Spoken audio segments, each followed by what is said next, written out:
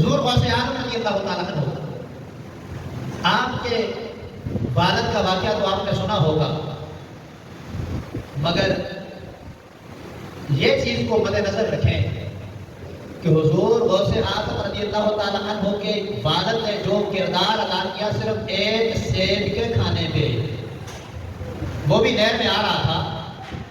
میں لمبا چوڑا واقعہ نہیں، بالکل مختصر کرتا ہوں، اس واقعے کی طرف نہیں جانا چاہتا، لیکن میں یہ بتانا چاہتا ہوں حضور غوث اعظم کے والد نے نہر سے گزرتا ہوا ایک سیب کھایا۔ کھانے کے بعد تقویٰ یہ تھا کہ جو بھی سزا دو قبول ہے، مگر آج ہم غریبوں کا سارا مال ہڑپ کر جاتے ہیں اور ہمیں خبر تک نہیں ہوتی۔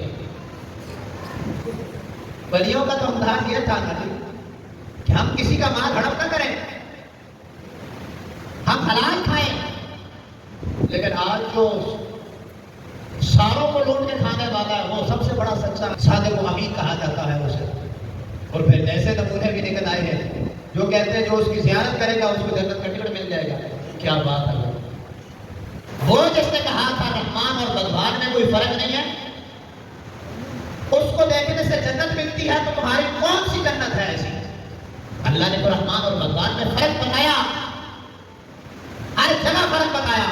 حضور غوث اعظم کی گیارہویں منانے والوں یاد رکھو، حضور غوث اعظم کا ایسے بندے سے کوئی تعلق نہیں جو کہے رحمان اور بھگوان میں کوئی فرق نہیں ہے۔ اور پھر جو رحمان اور بھگوان میں فرق نہ کرنے والا ہو اس کی زیارت کے لیے جائے، تو اسے جو جنتی مانے اور جنت کا ٹکٹ دے، حضور غوث اعظم کے ایسے بندے سے کوئی تعلق نہیں ہے۔ حضور غوث اعظم کی تعلیمات تو پڑھیں، کیسے کیسے نمونے ہمارے یہاں پیدا ہو چکے ہیں، کیسے کیسے لوگ دنیا میں آ چکے ہیں کہ جن سمجھ سے بالا تر ہے کہ یار اتنے جاہل ہیں۔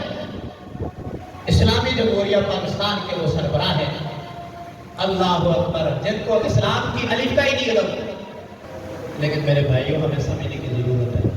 11ویں ضرور منائیں، 11ویں والے کی تعلیمات کو تو دیکھیں، وہ ماں کے پیٹ سے پیدا ہوتے ہی روزے کی حالت میں تھا۔ آپ کی سیرت کے اندر آتا ہے جب پیدا ہوئے آپ نے سحری کے بعد دودھ بھی دیا، جب افطاری کے بعد آپ نے دودھ دیا تو ماں سمجھ گئی کہ کوئی عام بچہ نہیں ہے۔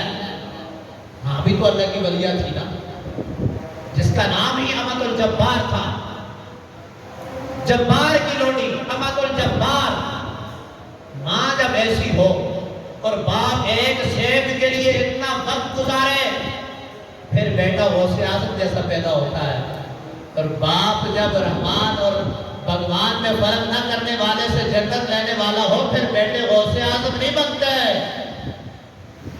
پھر بیٹے ایسے ہی نافرمان بنتے ہیں جو باپ کے آگے گریبان پکڑنے کو آتے ہیں۔ یاد رکھو، جو لوگ ایسے لوگوں کے پیچھے جاتے ہیں وہ یاد رکھیں اس بات کو کہ کل ان کی اولادیں ان کا گریبان جب پکڑنے آئیں گی پھر انہیں پتہ چلے گا کہ ہاں رحمان اور بھگوان میں کوئی فرق ہے۔ بھگوان نے نہیں کہا کہ ماں باپ کا ادب کرو، قرآن نے کہا وَلَا تَنْهَرْهُمَا وَقُلْ لَهُمَا قَوْلًا كَرِيمًا، یہ تو قرآن نے کہا ہے، بھگوان نے نہیں کہا۔ بھگوان نے تو فرق ہی نہیں کیا نہیں، بھگوان میں ماں باپ بہن بیٹی فرق نہیں ہے، قرآن میں ہے، اسلام میں ہے، رحمان نے فرق کیا ہے اور کر کے بتایا ہے۔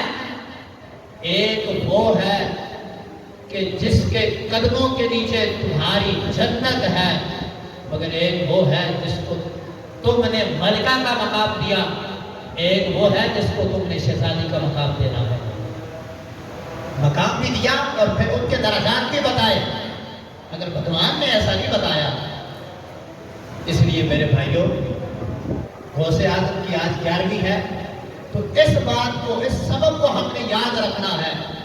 سیاست اپنی جگہ، مگر ہم نے کلمہ سیاسی لوگوں کا نہیں، رسول اللہ کا پڑھا ہے۔ جب دین کی بات آئے نا تو پھر سیاست کا معاملہ چھوڑ دیا کریں، پھر سیاست کو ایک سائڈ پر رکھ دیں، پہلے دین کو دیکھیں، کیونکہ قبر میں ہمیں ان سیاسی لوگوں نے کام نہیں آنا۔